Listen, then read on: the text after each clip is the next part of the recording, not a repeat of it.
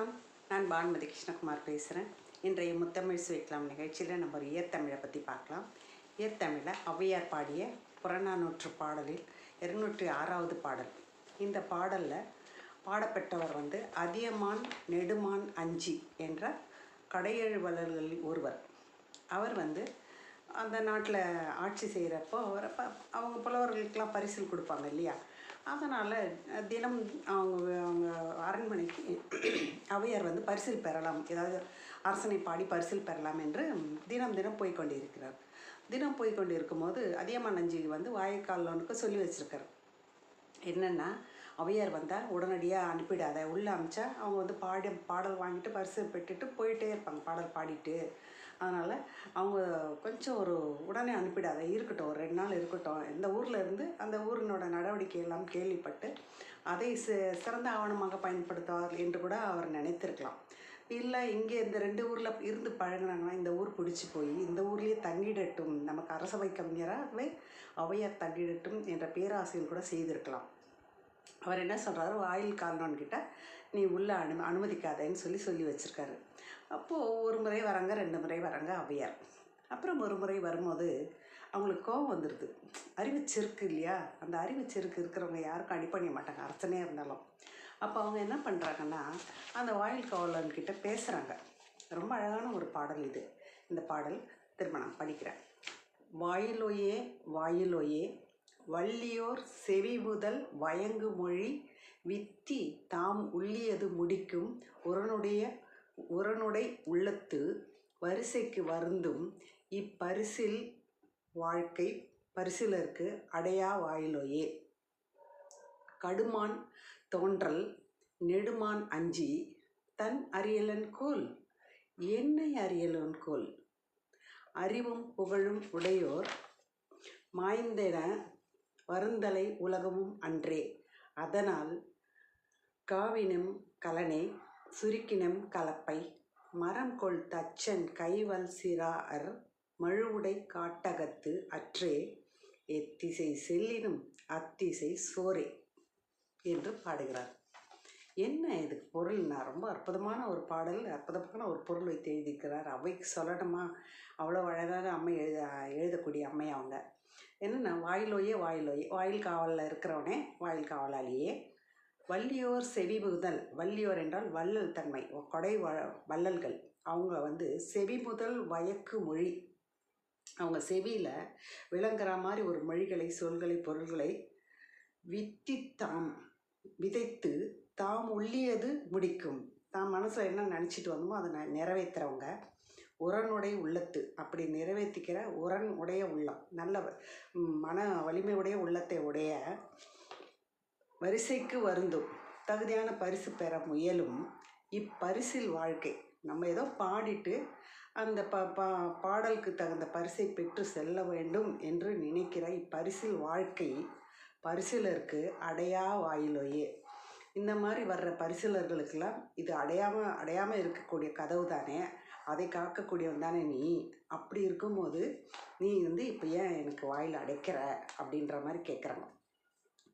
கடுமான் தோன்றல் நெடுமான் அஞ்சி. கடுமான் என்றால் குதிரையில் வேகமாக ஓடக்கூடிய குதிரையில், தோன்றல் என்றால் மன்னன் நெடுமான் அஞ்சி. அந்த நெடுமான் அஞ்சி என்ற மன்னன் தன் அறியலனுக்குள், அவனுக்கு தன்னோட திறமை தெரியாதா, தன்னுடைய அருமை தெரியாதா, தன்னுடைய தகுதி தெரியாதா?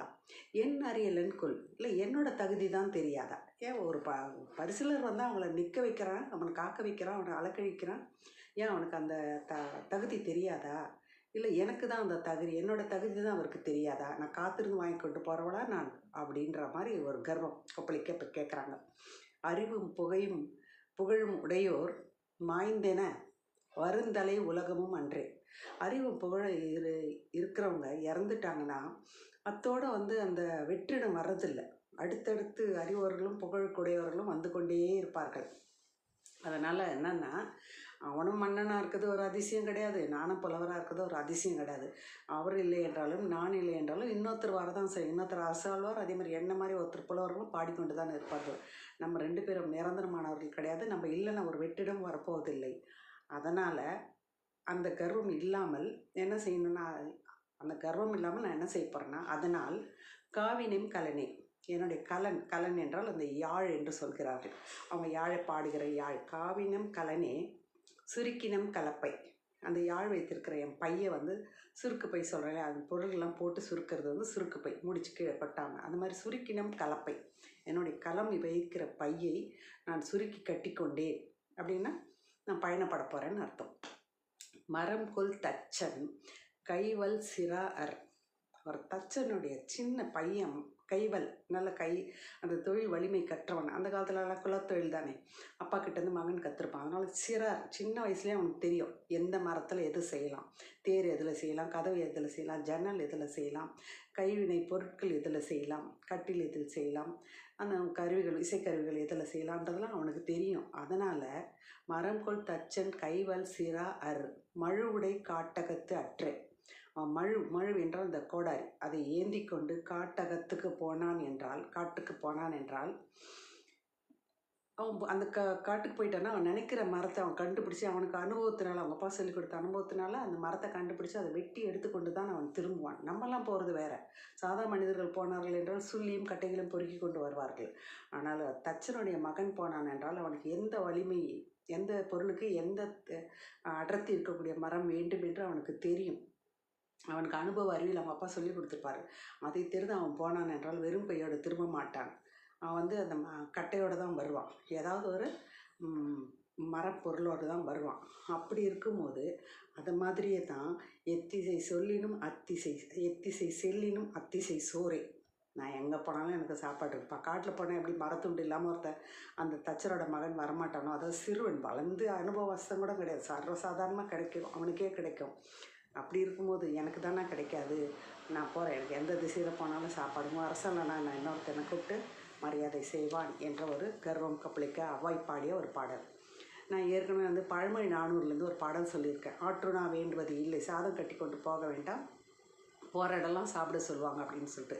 என்னுடைய முத்தமிழ் சுவைக்கலாம் நிகழ்ச்சியில் 68ஆம் எண் நிகழ்ச்சியில் கேட்டிங்கன்னா அந்த பழமொழி 400லேருந்து ஒரு பாடல் சொல்லியிருப்பேன். அதே மாதிரி இன்னொன்று 31 அவை மூதுரையில் வந்து கற்றோருக்கு சென்றமிடமெல்லாம் சிறப்பு என்ற பாடலை முத்தமிழ் சுவைக்கலாம் 31ஆம் எண் நிகழ்வில் சொல்லியிருப்பேன். அந்த 2 காணொலியும் பார்த்தீங்கன்னா கூட தெரியும். நான் வந்து நிறைய கல்வியின் சிறப்பை சொல்லக்கூடிய பாடல்களை தான் நான் எடுத்து சொல்லுவேன். அதனால் இது கல்வியின் சிறப்பு தான் இது. அது கல்வி, அறிவு, அதனோட சிறப்பு. இப்போ திருப்பி அந்த பாடலை சொல்கிறேன்.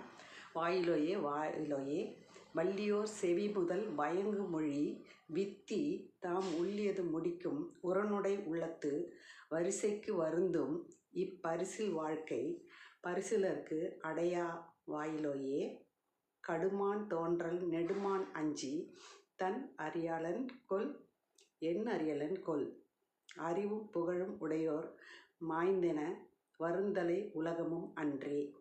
அதனால் காவினம் கலனே சுருக்கினம் கலப்பை மரங்கொல் தச்சன் கைவல் சிரா அர் மழுவுடை காட்டகத்து அன்றே எத்திசை செல்லினும் அத்திசை சோரே என்று ஔவையார் எழுதியிருக்கிற அந்த பாடல் வீர செறிவு மிக்கது, அறிவு செருக்கு மிக்கது, அறிவு செறிவு மிக்கது, அறிவு செருக்கு மிக்கது.